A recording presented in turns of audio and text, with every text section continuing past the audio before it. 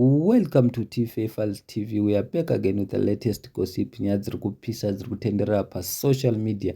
Temba Gorimbo achinyomba Holly10 achidedzera kuti iwe seusingatauri zvinoitika munyika, uchidedzera kuti you are leader of youth, the speaker of truth, uchinyepa uri weZanu-PF, unobane yavo vanhu ava varakasvizvigananda. That is why wakaimba ngoma naWinky-D ukadedzera kuti iwewe hauna kuimba, Winky-D forced you. Saka Temba Gorimbo anyora achiti iye kana uchiti uri leader of youth, speaker of the truth, nei usingatauri chaizvo zviri kunetsa mayouth paground like mabasa, zvirwere nezvimwewo. Unotya kusafadza vatengi vedoro, doro racho hero rokupai kutaura nyobvu. Chengeta chipo nekuti chipo chakabva kuna Mwari.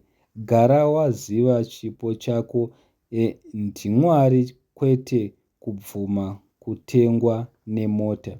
Ini ndaimboda kukuteerera zvekuti but iko zvino Spotify kungoisa yotoni ndobva ndabaya skip.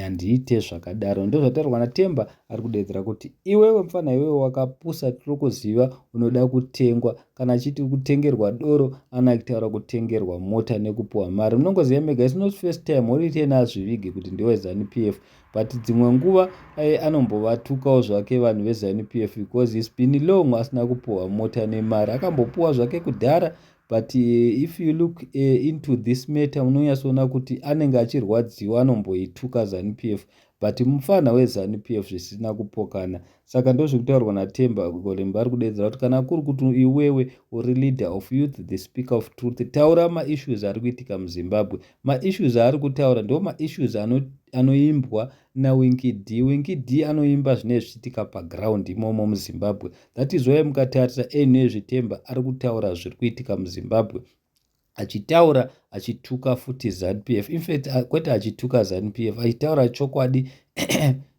achitaura chokwadi, asi Zanu-PF kana ikaudzwa chokwadi haifari, inokudza kuti wakushoropodza hurumende. Because recently Temba anga achitaura nezveroundabout achiti imi mungafarire kucelebrate roundabout here semuchidaro imi vanhu veZanu-PF apa muri busy kuluta mafunds. And this is guys not good. Thank you so much. Don't forget to subscribe.